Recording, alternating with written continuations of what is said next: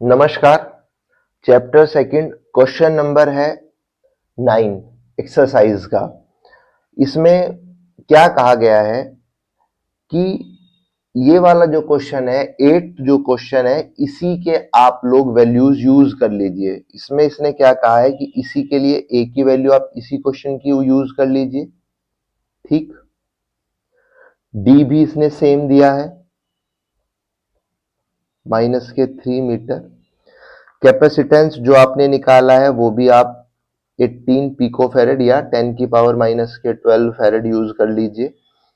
और Q की जो वैल्यू यहां पर गिवन है वो भी 1.8 10⁻⁹ कूलम यूज कर लीजिए। यहां पे इसने एक चीज आपको बताई है, यहाँ पे एयर फील्ड था, लेकिन यहाँ पे इसने क्या किया है कि डाइलेक्ट्रिक कांस्टेंट जिसका 6 है, यानी कि K की वैल्यू 6 है, वो डाइलेक्ट्रिक सब्सटेंस इन्होंने फिल कर दिया है आपके पैरेलल प्लेट कैपेसिटर,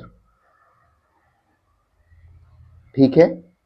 कुछ इस तरह से यहां पे इन्होंने डाइलेक्ट्रिक फिल कर दिया है, ठीक है। अब ये क्या पूछ रहे हैं, while the voltage supplied connected explain what would happen if the cap। अच्छा, अगर यहां पर ये डाइलेक्ट्रिक फिल कर दिया गया है तो और वोल्टेज कनेक्टेड है तो क्या आएगा, क्या आपकी क्या वैल्यू आएगी कैपेसिटेंस की, अब क्या वैल्यू आएगी चार्ज की, और क्या वैल्यू आएगी वोल्टेज की, ये इस कैपेसिटर के अक्रॉस जिसमें डाइलेक्ट्रिक आपने फिल किया है। देखिए, जब तक सप्लाई कनेक्टेड है तब तक V की वैल्यू 100 वोल्ट ही रहने वाली है, इसमें तो कोई भी कंफ्यूजन नहीं होना चाहिए। ये बात समझ में आ रही है ना, क्योंकि जब तक सप्लाई कनेक्टेड है, ये जो कैपेसिटर है इसका जो पोटेंशियल डिफरेंस है वो 100 वोल्ट ही होगा, सप्लाई पूरी ही जाएगी जब तक कनेक्टेड है। जो भी खेल होगा वो जब हम सप्लाई हटा देंगे तो इसमें जो डिफरेंस होगा इस वाले कैपेसिटर में और इस वाले कैपेसिटर में, वो डिफरेंस कब होगा, जब हम सप्लाई को हटा देंगे, कि कितना पोटेंशियल डिफरेंस इस कैपेसिटर में है डाइलेक्ट्रिक रखने के बाद, और इस वाला जो कैपेसिटर है इसमें कितना पोटेंशियल डिफरेंस है विदाउट डाइलेक्ट्रिक, मतलब जब सप्लाई हटा देंगे। जब तक सप्लाई कनेक्टेड है तब तक 100 वोल्ट की सप्लाई ही जाएगी। दूसरा, डाइलेक्ट्रिक रखने से कैपेसिटेंस 100% चेंज होगा, ये बात हम लोग जानते हैं, चेंज होना ही होना है। क्यों? क्योंकि जैसे ही हम डाइलेक्ट्रिक रखते हैं पैरेलल प्लेट कैपेसिटर के बीच में, वैसे ही हम लोगों को पता है क्या कि कैपेसिटेंस चेंज हो जाएगा। कितना चेंज होगा वो हम अभी पता लगाएंगे, लेकिन एक चीज जो हमको पता है कि कैपेसिटेंस कैपेसिटर का इंक्रीज हो जाएगा अगर हम कोई भी dielectric substance parallel plate capacitor के बीच में भर देते हैं तो। ये बात हम लोग पढ़ते हुए, हमें पता है कि जो कैपेसिटेंस, इसको मैं V डैश निकाल दूं क्योंकि मैं इस वाले स्ट्रक्चर के लिए निकाल रहा हूं, ठीक। और C डैश जो है यानी कि कैपेसिटेंस चेंज हो जाएगा। क्यों? कैपेसिटेंस का फॉर्मूला क्या होता है हमारे पास, K epsilon not A by D। देखो, एप्सिलॉन नॉट की वैल्यू सेम है पिछले वाले क्वेश्चन से, A की वैल्यू भी सेम है, D की वैल्यू भी सेम है, सब कुछ सेम है। चेंज क्या है, K की वैल्यू वहां पे हमने 1 ली थी, यहाँ पे K की वैल्यू क्या है 6, तो 6 इंटू जो पहला कैपेसिटेंस आपने निकाला था epsilon not A by D, यही तो निकाला था। आप चाहो तो वैल्यू सोल्व कर लीजिए, अदरवाइज आप यहाँ पे जो ये कैपेसिटेंस है, ये जो कैपेसिटेंस है ये, इसको मैं ऐसे भी लिख सकता हूं K इंटू सी। सी क्या है, कैपेसिटेंस ऑफ अ कैपेसिटर जब तक उसके प्लेट्स के बीच में डाइलेक्ट्रिक फिल नहीं था। क्या मैं सही बोल रहा हूं, capacitance of a capacitor without dielectric, वही तो है epsilon not A by D। मैंने यहाँ पे समझाया था कि हम सिर्फ इसलिए लिखते हैं कि जब डाइलेक्ट्रिक हम फिल करें तो हमारे पास क्वेश्चन को सोल्व करना इजी हो, अदरवाइज जब तक एयर फिल है हमें K लिखने की जरूरत नहीं होती है और हम K की वैल्यू 1 रख के इसको सोल्व करते हैं। तो के सी और सी की वैल्यू हम लोग निकाल चुके थे, क्या थी 18 पिकोफैरेड। तो जब आप इसको सोल्व करेंगे ये आएगा 108 पिकोफैरेड। ये क्या है, कैपेसिटेंस उस पैरेलल प्लेट कैपेसिटर का जिसकी प्लेट्स के बीच में डाइलेक्ट्रिक फिल कर दिया गया है, ठीक है। देखो कितना इंक्रीज हुआ, पहले 18 था, जो 6 डाइलेक्ट्रिक कांस्टेंट वाला डाइलेक्ट्रिक सब्सटेंस फिल किया तो कैपेसिटेंस कितना हुआ 108 पिकोफैरेड। Q वही रहा, वो V। अब Q की बात आती है, अब आपको Q निकालना है। Q भी वही रहेगा, क्योंकि चार्ज की जो आप वैल्यू फाइंड आउट करेंगे, चलो मैं आपको करके दिखाता हूं। चार्ज की वैल्यू हम लोग फाइंड कर लेते हैं। क्या वैल्यू होती है? CV, ये हमें पता है, क्योंकि मैं किसके लिए निकाल रहा हूं, इसके लिए। तो यहाँ पे C dash, V dash, Q dash. Q dash क्या है? मैं चार्ज निकाल रहा हूं उस कैपेसिटर के अक्रॉस जिसके बीच में डाइलेक्ट्रिक फिल है। C डैश की वैल्यू हमने निकाली है 108 10 की पावर -12। V डैश की वैल्यू क्या है? 100 वोल्ट। ठीक है, तो क्या वैल्यू आएगी? 10 की पावर 2 इसको मैं लिख सकता हूं 108 10 की पावर -10। या जब मैं पॉइंट को लेफ्ट साइड में लेके आऊंगा तो मैंने हमेशा बताया कि मैं पावर में एडिशन करूंगा। पावर में एडिशन, 2 पॉइंट लेके आया तो पावर में 2 का एडिशन किया, वैल्यू क्या आई? 1.08 10 की पावर -8 कूलम। ये क्या वैल्यू है? Q डैश की। मैंने डैश कब यूज किया है? जब मैंने कैपेसिटर में डाइलेक्ट्रिक को फिल कर दिया है। ये आपका ए पार्ट था। तीनों चीज पता लगी। V डैश सेम ही रहने वाला है, C डैश 108 पिकोफैरेड आया और Q डैश 1.08 10 की पावर -8 कूलम आया। ये बात क्लियर है। अब बी पार्ट में क्या कहा गया है? इसके बी पार्ट में क्या कहा गया है कि ये जो सप्लाई है वो डिस्कनेक्ट कर दीजिए। तो जैसे ही सप्लाई डिस्कनेक्ट होगी तो जो पोटेंशियल डिफरेंस है across this parallel plate capacitor जिसमें डाइलेक्ट्रिक फिल है वो चेंज हो जाएगा। वो कितना चेंज होगा ये हम लोग जानते हैं। पहले हम लोग एक बात जान लीजिए कि कैसे फॉर्मूला जो होता है ना, जैसे मैं V1 लिख रहा हूं, अब जो मैं इधर लिख रहा हूं मैंने V डैश से कब रिप्रेजेंट किया था? जब पैरेलल प्लेट कैपेसिटर के बीच में डाइलेक्ट्रिक फिल था और वोल्टेज सप्लाई कनेक्टेड थी। जब वोल्टेज सप्लाई हट जा रही है तो मैं V1, C1 और Q1 यूज करूंगा ताकि आप लोग डिफरेंशिएट कर सकें। ठीक है, देखिए V1 की जो वैल्यू होगी वो मैं आपको बताऊं, वो होगी क्या? V डैश बाई के। ठीक, ये V डैश बाई के क्या किस तरह से हुई है वो मैं समझा देता हूं। V डैश क्या है? वो सप्लाई जो तब थी पैरेलल प्लेट कैपेसिटर के पास जब तक वो सप्लाई से कनेक्टेड था। ठीक है, लेकिन इसका जो डाइलेक्ट्रिक कांस्टेंट है K, वो हमने यहां पर इसके डिवाइड में लिखा है। क्यों लिखा है ये मैं आपको अभी बता देता हूं। पहले आप इस फॉर्मूले का आपको ध्यान रखना है, ये आया कैसे है वो मैं आपको अभी बताने वाला हूं। देखिए,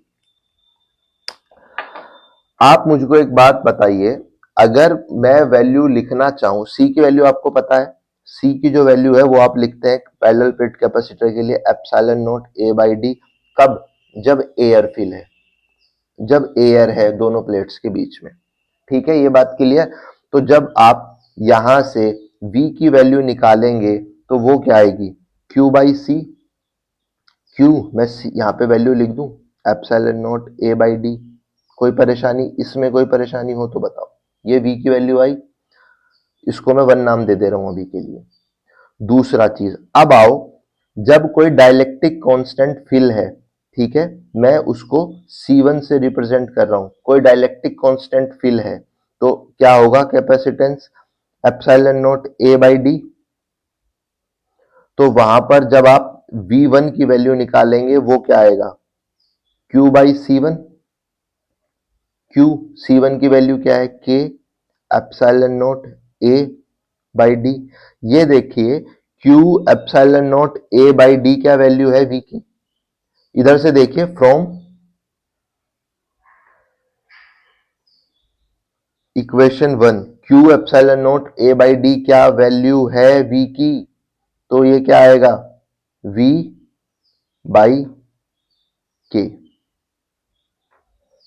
क्या ये बात आपको समझ में आई है? इस तरह से ये वैल्यू आती है। ये फॉर्मूला आपको समझ में आया? कैसे आया? आप सिर्फ इस फॉर्मूले को ध्यान रखो, क्वेश्चन आपका सोल्व होने वाला है। V डैश की वैल्यू मुझे पता है 100 वोल्ट है, K की वैल्यू मुझे पता है 6 है, तो मेरे पास वैल्यू क्या आएगी जब आप इसको सोल्व करेंगे, 6 1 जा 6, 4 बचेगा, 6 6 जा 36, 6 6 जा फिर 36, 6.67 वोल्ट।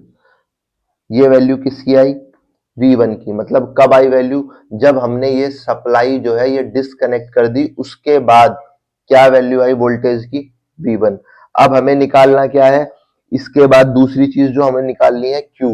देखो Q की वैल्यू क्या होगी, Q की वैल्यू, Q की वैल्यू क्या होगी, ठीक है। देखिए Q की वैल्यू आप कैसे फाइंड आउट करेंगे। अगर यहाँ पे आप Q की फॉर्मूला लिखेंगे तो क्या होगा, जो कैपेसिटेंस है, कैपेसिटेंस हम लोग पहले ही निकाल चुके हैं, C डैश इंटू V। क्या ये बात सही है?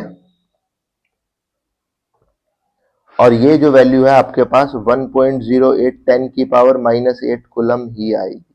क्यों? कुछ लोग सोच रहे होंगे आपने यहाँ V क्यों लिखा, आपने यहाँ V1 क्यों नहीं लिखा। मेरी बात सुनो, चार्ज तब तक आएगा जब तक वोल्टेज सप्लाई कनेक्टेड है।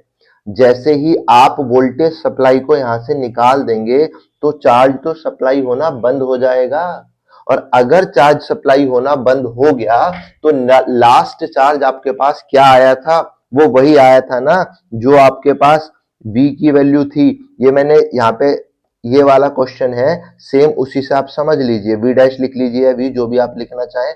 मेरी बात समझो, चार्ज तब तक आ रहा है जब तक सप्लाई कनेक्टेड है।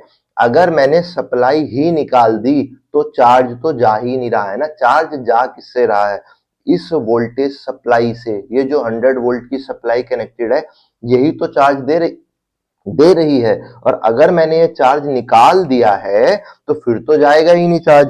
तो जो लास्ट चार्ज जा रहा है वो वही है जब वोल्टेज सप्लाई कनेक्टेड थी।